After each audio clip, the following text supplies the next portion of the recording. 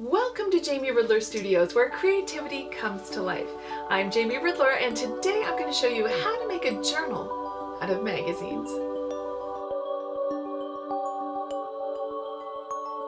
I'm so glad you're going to join me for this creative adventure, and let's first go over the supplies you're going to need in order to make your magazine journal. Of course, you're going to need magazines. You could do it with one, but I generally like to have two, and I find it best, especially if you're going to use this for collage or anything that's going to expand the nature of your journal, then use a magazine that you've already taken a lot of pictures out of. You know, maybe you've used them for collage, maybe to add things for your journal, maybe to just put up on your wall because they inspire you. You can see I use magazine images for my dream boards, and that just gives you a little more space for you to add to this, whether you're adding depth with paint or whether you're adding it with images, which is what I do. Now, you're also going to need an adhesive. For this, I like to use a glue stick, but you could also absolutely use one of these tape adhesives. I think it's also a really good idea to have some kind of a thicker tape. It could be duct tape, it could be a thick masking tape. This is just a clear, kind of clear vinyl-y tape that I got from the dollar store. It's not super strong, but I'm gonna risk it because it's pretty. That's everything. So let's dive in and get started. Let's start off with me just giving you a quick look at the magazine journals I have already made and are using. This was my first one. It is 2 magazines thick.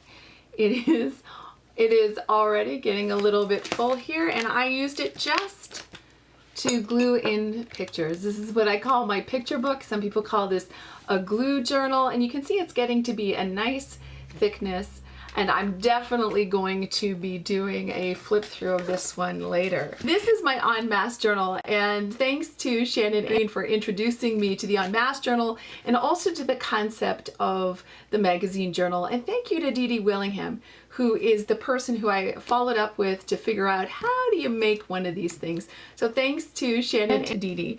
This is my En Masse journal. I made sure that many pages were missing because in an En Masse journal you are gluing in tons and tons of images that you are gathering and collecting.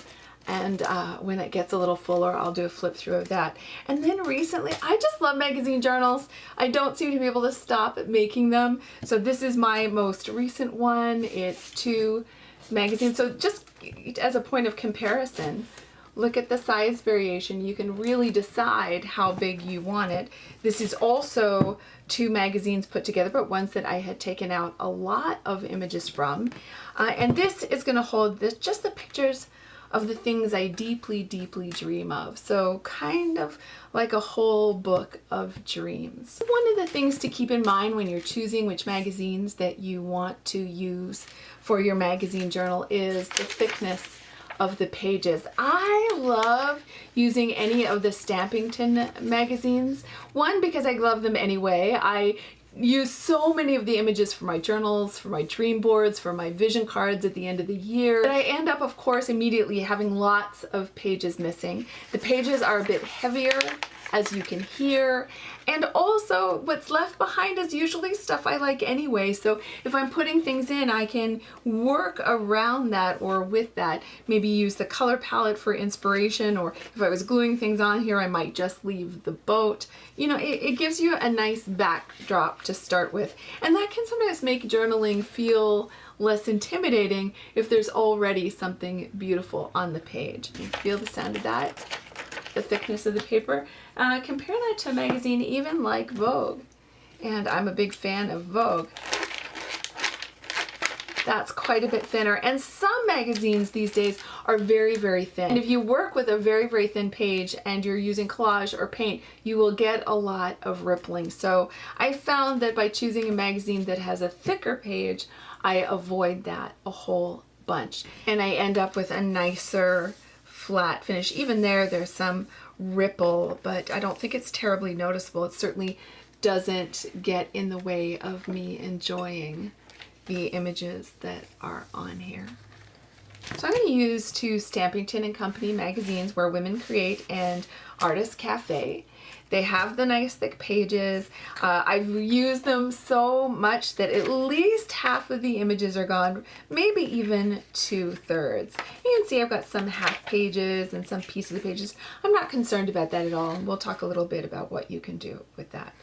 What we're going to do is we're going to put these two magazines together. And because this one has a picture missing from the front and the front is intact, I am going to rip this off. You could certainly use scissors if you want. This is a little stubborn. I am not concerned about this disappearing off the side. I do want the glue to remain intact so that it stays strong, but I don't care about the look of that because I'm going to cover it anyway.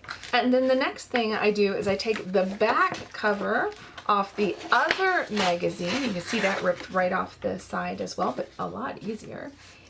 And this last page of the one magazine and the first page of the other magazine is where I am going to join these two together. And I'll tell you something, I am not going to get precious about it. I am just going to put a whole bunch of glue stick on this. And the thing is, I know that for me, I use these journals. I like to put it on both sides so that I'm very confident about it sticking. Because I know I use these for collaging, then I really think that, you know, if I'm not willing to use glue stick to put these two pages together, then probably these pages aren't going to be that great for me to collage on anyway. And then lining up as best as you can. I like to start with this edge because it is the strongest, so it is the straightest, and I place that down on top of it. I futz with the sides just a little bit. Now I've got to find where that center is. There it is. So you can see the rippling. So here's my strategy for that. Certainly some people might use a bone folder to try and get that smoother.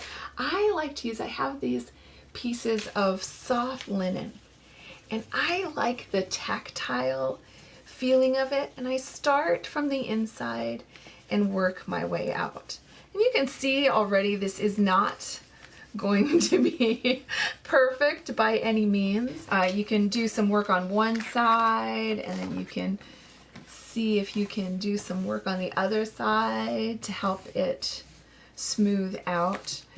This isn't the best that I've ever done, but I hope it gives you the idea of how you can join these magazines and then also how you can smooth it out when you've glued it together. It's not so bad.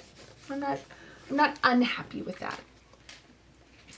And then the last stage of this process is to create a kind of binding.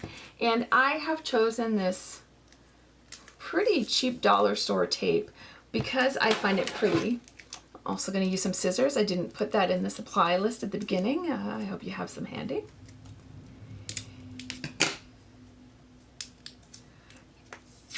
And if you wanted to, you could put a picture that you wanted to have on here before you put on the binding, but every single one that I've done, I've put on afterwards and just lined it up as best I can. I like to let a journal sort of express its personality a little bit before I choose the image instead of defining the personality from the start. Okay. So I lined that up at the top. It probably would have been smart for me to turn it to the side and get a sense of where I was in terms of lining it up. I think I had it sort of a mental picture of what that is. And gently push it over the side. And bring it over. Actually, that worked out great, didn't it? And bring it over to the back. And you know, that's really your basics. You now have this magazine journal to work with. There's a couple of other tips I want to give you for making really good use of this. I'll tell you something I do that's a little compulsive, but I find working with it way better. And you know, this is a kind of a fun activity to do. Well, I found it fun, though it tires your hands a little bit to do in front of a good movie. Was that I started just at the beginning, I would do a few pages at the beginning, that's missing a few pages, so it's lying really flat. I like my pages to lie really flat. And so I would do a few pages at the beginning like this. You could absolutely, and I did a bit, use a bone folder here. I even sort of got in a little bit to the crease because I like it flat so much. And the best way to do it is to do a few from the front and a few at the back. Because if you don't do it this way, you start to get, you've probably experienced this, you start to get a bit of a warping. The spine will start to not lie flat. You see how this is already doing it like this? A little bit like this. But if I start making it lie flat, I find this really soothing. If I start really making it lie flat, a few in the front and a few in the back, it becomes, I find it a much more easy to work with journal. This is also an opportunity where you can say, oh, you know what, I've got this little piece here. I don't love it. I'm going to take it out. That was a little bit of a messy taking it out.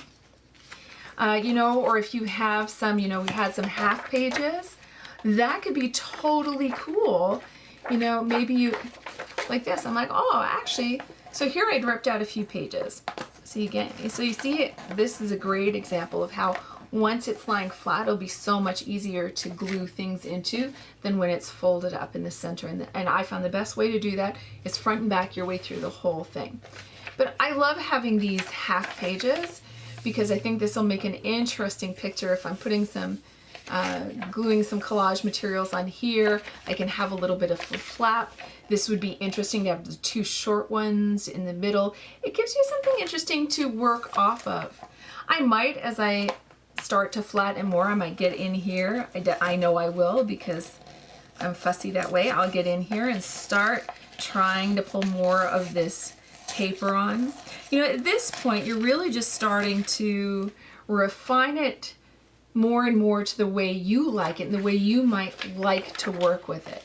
But once you have glued the two journals together, you have put the binding along the side. That is really all you need to get started. This could become an art journal for you if you like painting on these pages. Lots of people would gesso on this and then start art journaling. In fact, it would also be kind of fun to use as a regular journal and just write in all the white space or negative space. Like imagine this as your journal page. What fun to just write either along here or down here and up here. For me, there's just no question my very favorite thing to do is just gluing images in. Images that I have been gathering, images that maybe haven't made it onto my dream board, but that I chose as a part of it. And I just love, you see how nice and flat this lies. I like the feel of it in my hand. I'll tell you more about making a picture book in a separate video, but I just wanted to show you what I use it for. The other thing is, it makes me feel really good when I buy these magazines, especially these ones that are a little more expensive, that I use them from front to back to back to front. Like I use literally every single piece of this magazine. For collage, for journaling, for dream boards, for vision cards, for so much. And then instead of just tossing this into the recycling, I'm turning this into a really useful tool for my creative life. I hope you enjoyed this tutorial for how to make a magazine journal. I hope it inspires you to make your own. Thanks so much for hanging out with me here at Jamie Ridler Studios. You can always come by and visit me at openthedoor.ca whenever you need some more creative inspiration.